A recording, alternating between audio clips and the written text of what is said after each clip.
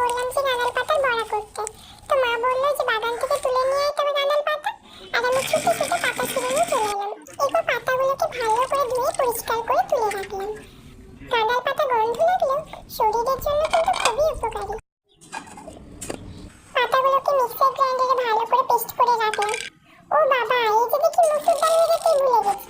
তা তাড়াতাড়ি গরম জল করে ভিজিয়ে রাখলাম 10 মিনিট। এরপর মসুর ডালটাকে পেস্ট করে নিলাম। এই মসুর পেস্টটাকে পাতা পাতার উপরে দিয়ে দিলাম। এরপর একটু বেসন, পেঁয়াজ, নুন, হলুদ দিয়ে ভালো করে মেখে নিলাম। এরপর তেল গরম করতে দিলাম, দিয়ে ছোট্ট ছোট্ট বড়ার মতো করে ছেড়ে দিলাম। এই মাঝে একটু গান করে নি, লা লা লা লা। এবারে বড়াগুলোকে ভালো করে এপিট ওপিট ধরে ভেজে